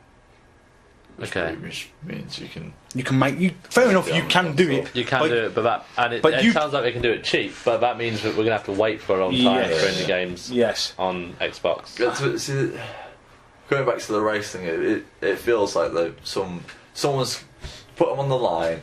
And Microsoft were facing the wrong way, and it took them a second to realise when the whistle went. It took a couple of steps, and now they've turned around. Don't get me. This is I love it. Like, every time we get like a new story, it's a new metaphor. Yeah. I mean, this definitely makes the race as it was a lot closer because that the indie game thing where they were like you got to find a publisher, you got to publish through someone was a massive thing where I was like that's pretty bad considering that even the Wii. You can self-publish on that, and you can self-price. But maybe self-publishing isn't that big of a thing for what we thought. How many people do it on the Wii U? Is it big on that? At least 7. It's getting there. Yeah, it's getting there, from what I understand. But interesting. The options there. Whereas it's going to be interesting to see if this is a big thing. For people. Paul, as an arcade, like a person who buys loads of arcade games. I can't quite understand why you do it. I mean, because we've got all these apps on like Android and iPhone, and if worse comes to worse, you get some off Steam and play it on your computer. So why get anything off Microsoft? Because they're not the same games. Like Microsoft, the last generation were. Yeah, but why make them for Microsoft or PlayStation where you could just make them for free and stick it on Steam or something? Different audience. They don't make them for free. They're never free. Well, yeah, I know that, but they're going to make. I reckon they'd make more money like putting it on Steam or on Android. Why not put it on 3 things at once? Why not play it available on Steam? Well, then, so what, if it's all on 3 things at once, why don't you just get it on something else rather than the Xbox? Because, well, the thing is, I have a PC that's capable of playing games. I have an Xbox capable of playing games. I have a PlayStation 3 capable of playing games. Not everyone does. You've got an Xbox. There's some great arcade games on there that might. I mean, Guacamelee, which is it's a PlayStation 3 game. It's coming to Steam next week, but it was on PS3 for 3 or 4 months, or maybe even 6 months before that. That's what I'm saying. Like, if you've got one option, you buy it on that one option. Just because I happen to have it on 3 options, I've been lucky. And you get it on all 3 options. No, I don't. Yeah, you do. I think I've bought. I bet you've got something where you've been like the same game 3 different times. I was tempted to buy Hotline Miami on PS3. But it is awesome on PS3, by the way. Yeah. Which is also something I've completed. That's the. Forgot about that. Amazing game. That's the. I was like the controller would probably be pretty good, but then I realised I'm already using an Xbox controller. Yeah. I can't imagine it's going to be that much better. But you know, there are options out there. But I'd like everyone to have the option of playing damn good games. Now, Microsoft last generation went out and they secured, if not exclusives, then timed exclusives. Like Castle Crashers took years to come out for Steam. It's never been on. It may now be on PS3, but it took ages. I didn't even know it was out on anything else. Like, that's what I mean. I consider it to be such an Xbox like game. It's like the pinnacle of what the arcade games are. Super Meat Boy never came out for PS3 as far as I can remember. You know, you are all on about buying the new console and everything as soon as they come out. Yep. Say, like, people were still making games for the Xbox 360 and the PlayStation 3. Would you bother buying a new console? The thing is, they will continue to make games for the Xbox 360 and the PlayStation 3. But not all games. But not all the games. Like Dark Souls 2 is coming. It comes out 2014, but it's only coming out on this. See, the way I see a game, I mean, graphics and stuff are pretty, but when it comes down to, like I was saying earlier, I was playing I went back to GTA San Andreas, a bloody brilliant game, and like it can still draw me in now. And like when we watched that video of it the other day, it says, "Oh, these graphics look crap now." And it's still a game I could go back to and play. Definitely. So it's down to storyline. Yeah, to me, graphically, it's never a thing with graphics. It's more to do with the fact. Well, not a major thing, but a big thing to me is like I turn my Xbox on now. It takes a good 10 minutes to do anything. I have to agree with Jaff. It's all about the story for me. I would not be buying this console if I didn't think there were games coming out that I'd enjoy. Yeah, exactly. Like the last generation when current generation came out, there weren't games which were coming out of release. And I didn't buy it, did I? And we didn't even know, none of us did. No, Maybe Paul did. I bought it because I've told the story many times. I got a chest infection, Yeah. and I had to stay in the house for like 2 months. And I left the house. I was like, I've got all this money that I would usually spend on going out drinking. Wow, I'm buying an Xbox. I may as well, Yeah. Yeah. because they were rare. The only person I know who went and did it was Pete. I just would have done 2 months worth of drinking in one night. Yeah, well, So yeah, that's a big thing anyway. But Microsoft now allows self-publishing. They're making it easy for indie developers. So I'm looking forward to what they're going to bring out, and it's certainly swayed the balance. Yeah, I think it's moved it a bit. to me, it's going to be a close down. And that's what I Yeah. wanted. As much as I've had fun being like, oh, Microsoft, you idiots. I don't want Sony to have it all their own way, because Yeah. that means they can be like, you know what? bit of competition. Indie games are 20 quid now. Deal with it. Yeah, true. Okay, so let's move on. Sticking with indie games, we're going to talk about Phil Fish, the guy of Fez, who's, well, he's not a happy boy, is he? He's not happy at all. To me, this situation. I'll explain the situation first. After the announcement of the Xbox One being able to write indie games for it, he was contacted by Game Trailers, who are a website. They're pretty good, and not as good as us, obviously. ClashPlanet.com. Boom. But they contacted him for his comments, his thoughts on what indie development would be. You know, how that would affect his decision to, for instance, not publish on Xbox. And he chose not to do that because of the patching fees. Right. You had to pay like 120 grand to issue a patch. Okay. Yeah. That they've scrapped that since because people found out about it. Yeah. Mainly because Phil Fish kicked up a big fuss and was like, "I'm not patching Fez, sorry." Yeah. Yeah, I remember that. So carry on with the story. But he basically said, "I'm sick and tired of people getting in touch with me to talk about indie games. You know, why is it my job?" And Marcus Beer, who also goes by the name Annoyed Gamer, basically went onto one of their podcasts and tore both Phil Fish and the fellow I've just been talking about, who the guy made made Blade, whose name I've remembered and then can't remember again now. But rewind if you want to hear it. He basically called them hipster twats, and they should be happy that people are bothering to get in touch with them for their opinions. And he couldn't understand why they were so. He talked about Indie Game the movie, which is an excellent film available on Netflix. If you haven't seen it, it's very good. He talks about how they came across as complete dickheads in that, and how they come across as What, to their face? No, on a podcast, okay. and then they heard about it. Oh, well then I see no problem with that. Basically Phil Fish went, you know what? I'm fed up of this. I quit. Fez is cancelled. Fez 2. Fez 2. He was planning to bring out Fez 2. Fez 2 is cancelled. I quit gaming. I quit Twitter. I'm fed up of getting all this abuse. I was distraught when I heard the news because I love Fez. Well, it sounds like a prick. Yeah. Who sounds like a prick? Fisher. They both sound like pricks. Yeah. I'll tell you why. To me, they both sound like. Right, Marcus. But I really like Marcus Beer. He's an excellent, grouchy bastard. I love his videos, and he's not. He makes some good points, but to come out with stuff like that, and then to not be like, this is why I said that, is one thing. But I thought you did say that's why I said it. Oh no, but the thing is, Because he hasn't come out with a statement since saying maybe saying I was a bit harsh, possibly, because it isn't like us. We're a small. Yeah, but journalism is your opinion based on what you've seen. Yes, true. And that's true. what you gave. True. And but that's not the opinion of the entire industry. But there's being a journalist and being objective, and then there's being just.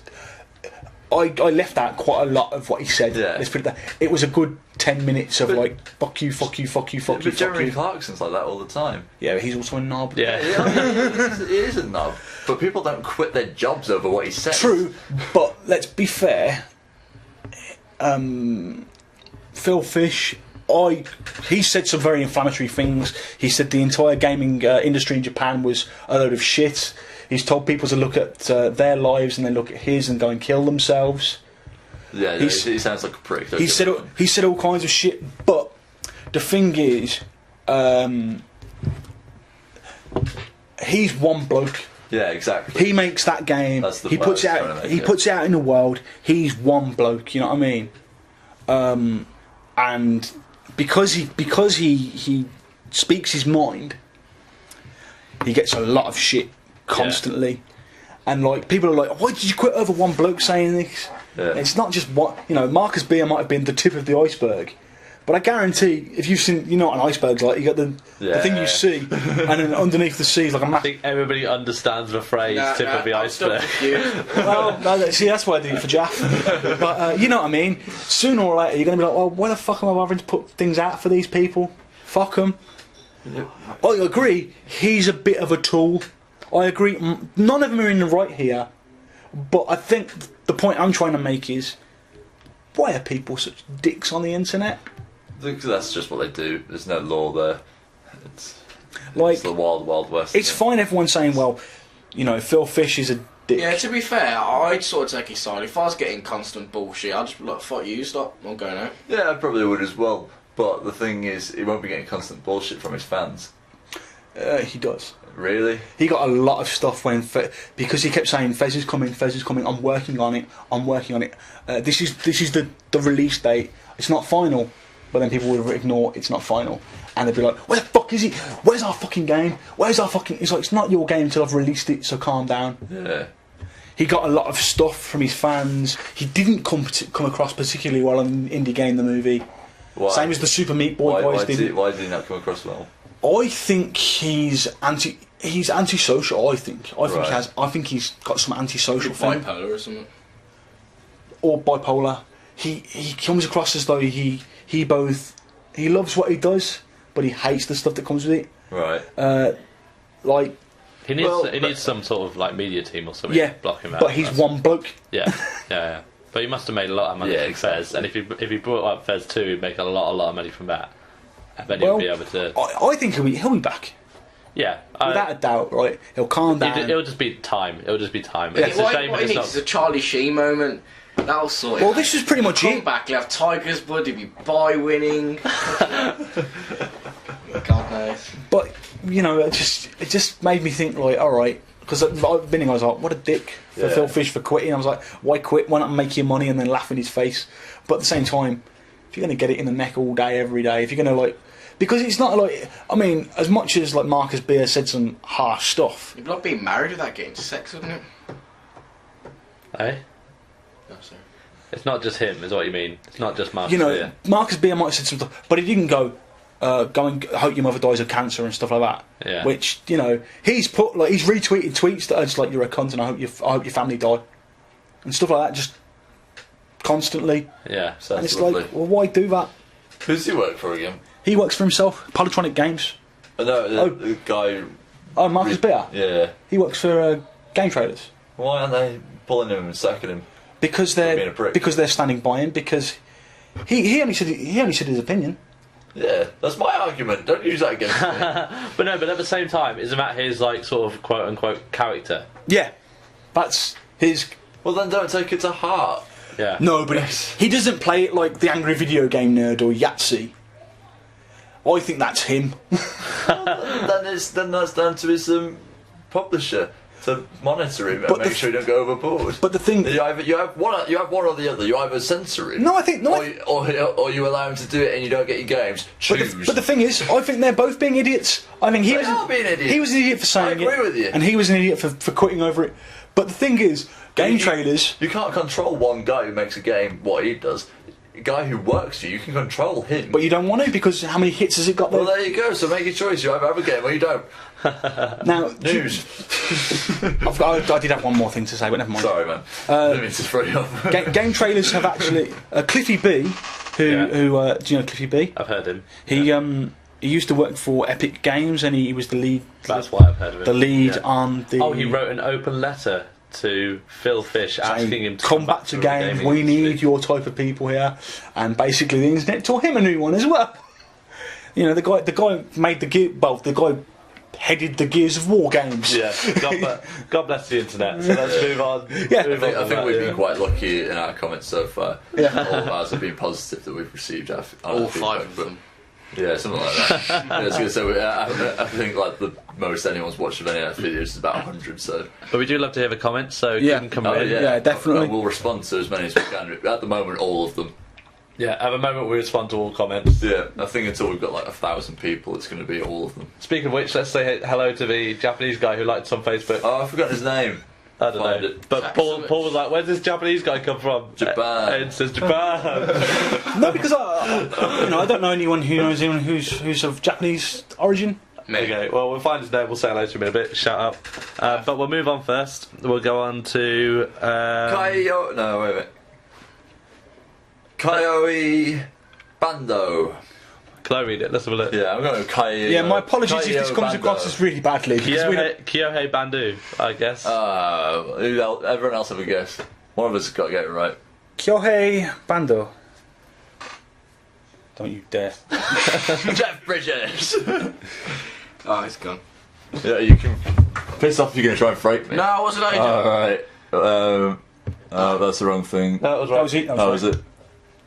Oh, it's Kaio Hei I Bando. I think Andrew got it right. So Yeah, sorry if that came across as incredibly If you follow Clash Planet and you're Japanese, we're probably talking about you. I think you're probably the only person. Anyway, cool. So let's move on to what was I going to say? Yeah, let's go on to the next 3 Xbox games, which are coming out next month, I believe. Yeah. So they're going to be, just a quick announcement, they're going to be Dead Rising 2 and Crackdown, both pretty good games. Both decent Wait, games. sorry, Dead Rising 2 is coming out next month. No, it's coming out free on the Xbox Live, free games. Okay.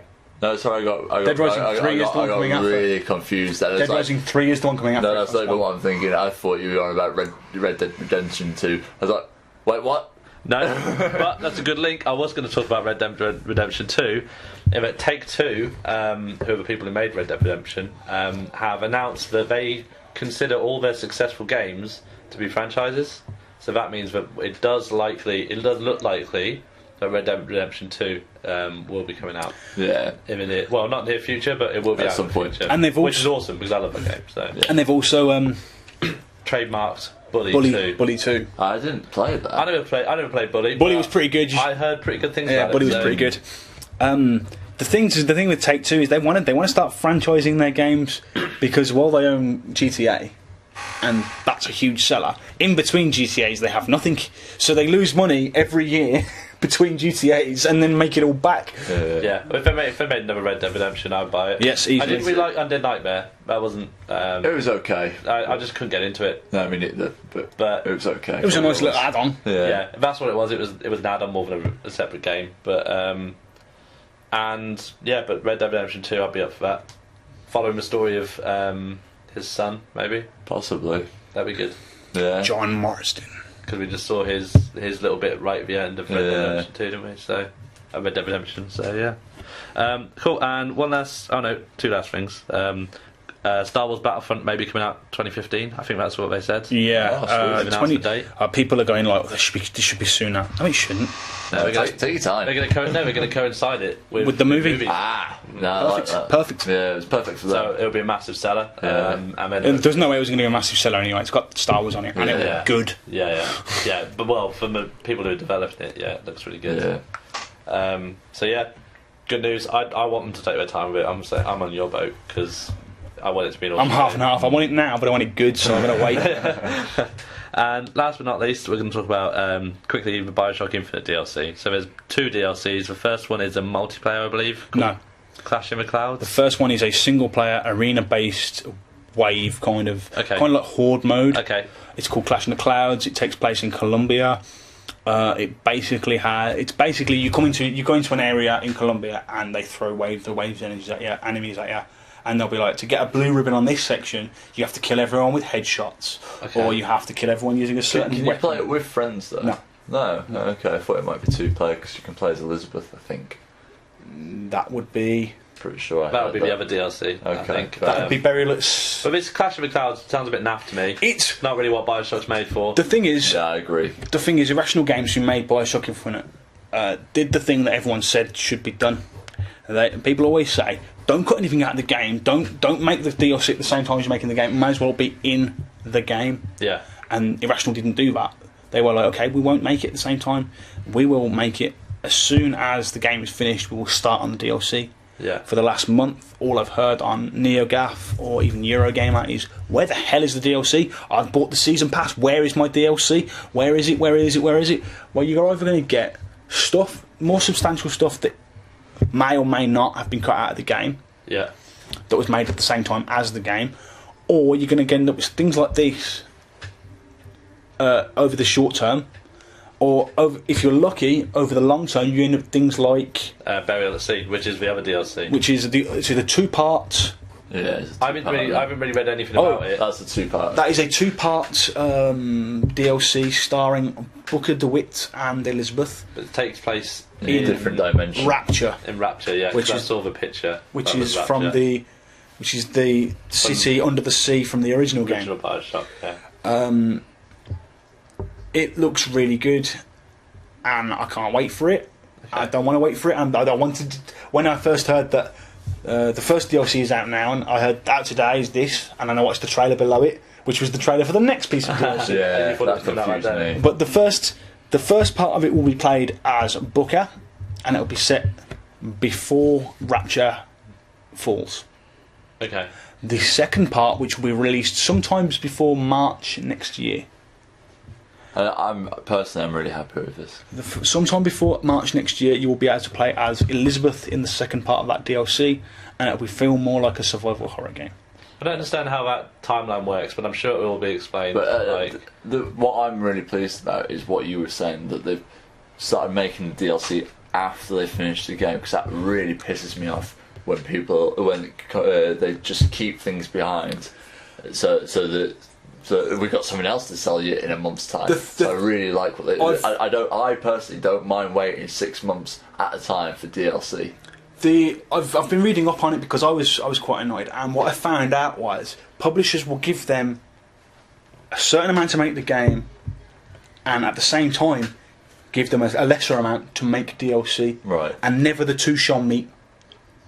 So while they're made at the same time, They're still the they same are budget. separate projects. Right. They cannot be used to self-fund each other. I think there have been cases where stuff has been torn out of the original game and sold as DLC, but a lot of the time it's like you've got a budget to make the game, Yeah. and you've got a budget to make the DLC, and that has to be released a month later. Yeah, but that bugs me. Oh yeah, but I'm just saying, like, a lot of it isn't evil developers being like, Oh, for me personally, it's a lot better to wait until you finish the game, publish the game, Find out what people are yeah, like. exactly, Yeah. and get their reactions, and then build on that. Because then you've got no excuse but to make it even better DLC. I mean, people are annoyed at this Clash in the Clouds thing, and it's like, well, what do you want? It's only been. Personally, I'm like, I don't want this. I don't- but then I'm not going to buy it myself. I don't want it, but it's there. It's a piece of DLC. If you want Some people will want it. They might buy it. Yeah. I don't think it will be successful because it's not what you think of when you think of Bioshock. And for me personally, it's not what I want, because I didn't play Bioshock for it being a first-person shooter. Yeah. I don't think many people did. No. I think you're right in that saying that it Sold more had because to, it it was. sold more Yeah. because of it. Had to sell, but I don't think people buy it for the No. first-person shooter. Yeah, I agree. Start of it, they buy it because they expect a good storyline, a good twist, and whatever. Yeah. Again, that's one of the reasons I'm looking forward to the next gen, because I'm hoping that with extra power they can be like, you know what? But that becomes a great responsibility. Great. For great Nice power, Spider-Man it's quote there. I'm just saying, That was like, from the Wolverine film, then. Spider-Man was in the Wolverine movie. Awesome. I'm just saying that, like, with that, maybe people will take more risks. Yeah. But okay, it's not a first-person shooter. Yeah. Possibly. I mean, for the first year, maybe they won't. But indie games, as much as banged on the drum of indie games, I think indie games are coming across and being like, They do something different. we're not making what everyone else makes. Yeah. Cool. Well, that's pretty much all we got to talk about. So, That would be pretty much the end of our podcast. Have we got any final thoughts? I was going to say, what? Who wants to start? Has anyone got anything? I haven't. Ayden, I know you've got something, so... Have I? You said you had something. No, I didn't. I forgot it, so I've come up with something else. Okay. I'll probably talk about it on another podcast, but for the small majority of people who watch Skins, they've started season 7, and if you used to watch the original two seasons mainly, but the third and fourth as well, which were quite good. The first two were really good. They've done a looking at where those characters are now season, and they spend 2 episodes on each character from back in the original seasons. It's quite good. It's not epic, but I did. If you've watched it, they've done Effie. That was quite good, but she was more from the seasons that I didn't watch. They did. Who was the girl? Cassie. They did Cassie. Cassie was quite good, and they're doing Cook at the moment, and they've done 1 episode of that so far, and Cook is good. I quite liked the first few seasons. I really liked Cook's character, so I might go back and watch those. I liked Cook's character. I didn't like those seasons because they were well over the top. But this episode they've done with him is really good. I didn't like Cook himself, but I liked he was a strong character. Yeah, I agree. Interesting. So if you're into Skins, Of course, this would be the British version rather than the cancelled American version, yeah? oh yeah, I didn't know there was one. Oh yeah, they cancelled it after about 4 episodes because of the sexual content. Oh really? Christ, they shouldn't look at ours then. It was a direct copy of ours, like shot for shot, because I watched the first episode being like, I wonder what we like, and it was exact. Well, I watched season 1 and 2. I really liked season 1.